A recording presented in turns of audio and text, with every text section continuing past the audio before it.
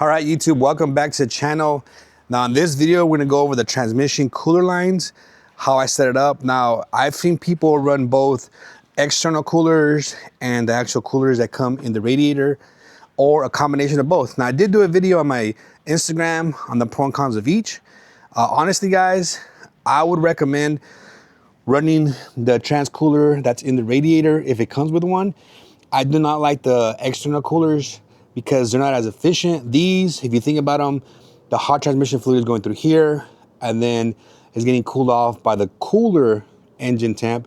Now, it doesn't sound like a lot, but let's say the transmission is designed to run around 195 to like 225 degrees for the fluid in the transmission.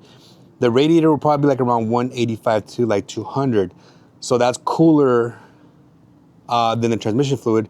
So that'll keep it around 200 degrees for the transmission fluid, which is kind of what you want. You don't want to run too cold. You want to get to operating temperature. So that way the transmission operates more efficiently. Now, if you do run an external cooler and an internal cooler here, you're gonna go through the internal cooler first, then out to the external cooler and then back to the transmission. Now, here's the fittings that we're gonna use. Like I mentioned before, you wanna pay attention to these fittings here because there's two styles. There's the ones that are straight thread that have a flare fitting to seal, and then there's ones that are MPT fittings that use the threads to seal. On the ones that have flared end fittings on the inside, those you're gonna not wanna use any kind of sealant like thread sealant, Teflon tape, or anything like that. On the ones that are MPT, National Pipe Thread, those use the threads to seal. So on those, you do want to use some kind of like Teflon tape, a liquid sealant, even Loctite, you can use that to seal those threads up. All right, so make sure you know which fittings you're getting. Now, obviously, we converted these over to 6AN. We're gonna route it. So there's two hoses, or there's two ports on the transmission for our 4L ADE. Now, the front post is the one that the fluid comes out. So we're gonna have it come out and go to this top port here. The bottom one will be the return. So the bottom one's gonna go back out and dump off in the middle of our transmission. Now, it doesn't matter if you have the earlier 4L ADE or the newer 4L ADE, the front top port is always gonna be your fluid coming out of the transmission. So let's go ahead and look at what we got underneath there and what fittings we have to use to make everything work. All right, so go ahead and crawl with me underneath the vehicle so we can look at our transmission cooler ports. Now, that's the rear one there. Now, on these, because the rear one and the forward one are separate, they're not together like up here. That one, we're gonna use this style of fitting. It has to be the one with the long tube to dump off. I guess it's like the center carrier bearing, I don't know. But it has to be the long one. If you use a short one, you're gonna fry out the centerpiece.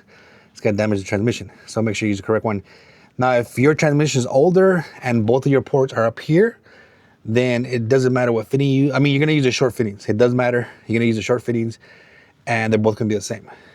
So this one's short, this one's long because we have the newer transmission. Now, if you look, there's not a lot of clearance between the fitting and the trans tunnel. Plus, this transmission has to go a little bit higher. Once we install, we don't have the mount right now for the transmission on yet. But once we install it, it's gonna go a little bit higher. Now, you see that fitting I'm using there? That is 90-degree fitting. I tried using this one too, which extends out even further. So we can't use this one. So I'm gonna show you the type of fitting that you could put on the back here that will allow you to have enough clearance so that way that the fitting hose, the hose fitting, doesn't rub up on the trans tunnel and it gives you plenty of clearance. So these are the fittings we're gonna use. Actually, let me show you the old adapters that we were gonna use, but it wasn't gonna clear. Who said that? Oh, it's gonna be in here. Transmission fittings, all right. Probably gonna cut that shit out. So right now on that back fitting, this is the type of adapter that we have. So this will screw into the transmission, convert it over to 6AN. But even when we try to use our 90-degree fitting, let me pull this out real quick. You can see how far it comes out. And it was hitting the firewall once we raised the transmission to the correct height.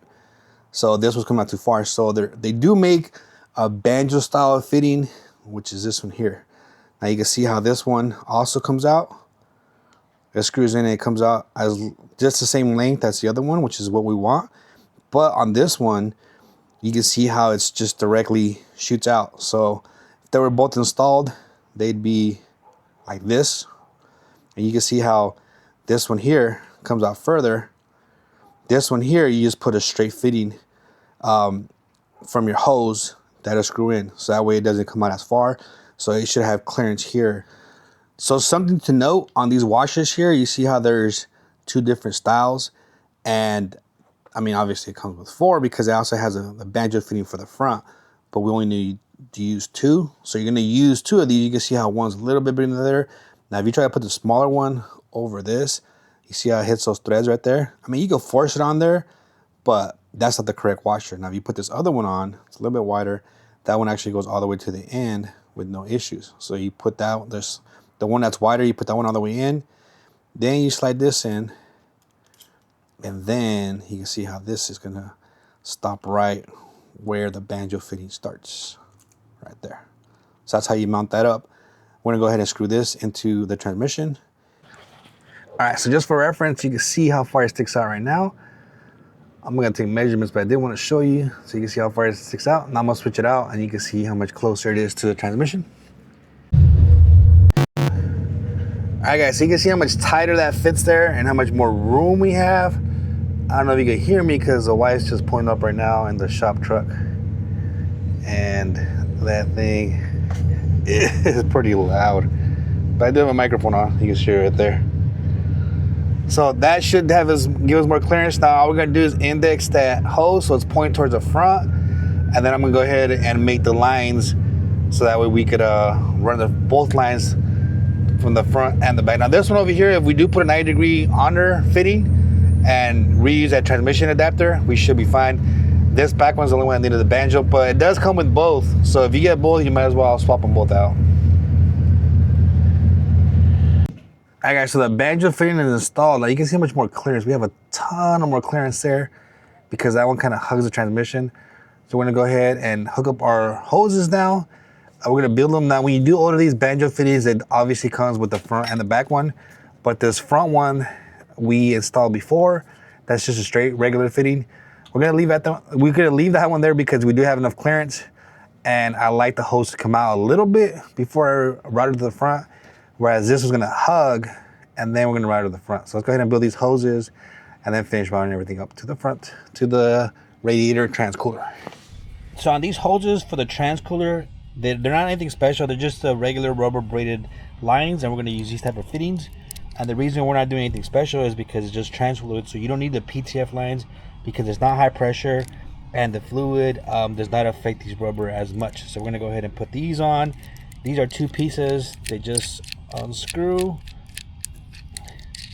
and then you twist this one onto the hose first. It's hard to do with one hand, but I'll give you guys the gist of it. That's a lot of threads. So you put that one on there, and then once it bottoms out, you're gonna screw this into it. Now I do make some special like lubricant for it. Honestly, guys, just use silicone spray. You can find that AutoZone. Spray it in there, put it on there, spray on the threads, screw it on there, and that's it. All right, another quick tip. Now you can see, I don't know if you can see in there clearly, but let me see if I can get this in focus real quick. The rubber hose is basically, damn dude, focus, please, one time. The rubber hose bottoms out to the bottom of the threads, and I usually use a 19mm socket to go around that, and I use that to push it in as I'm twisting counterclockwise. And after that, I use a silicone spray on here and just screw it in, and that should be good enough. Now I have seen people use vices for this. You don't really need a vice. I use this adjustable wrench here that looks kind of like an adjustable line wrench. I put it flush with this, so that way this other wrench that I used to tie it up doesn't dig into that. I already sprayed that with silicone spray. Go into the threads grab, and then you can twist it by hand, and then you come in here with this and then get it until it's really tight.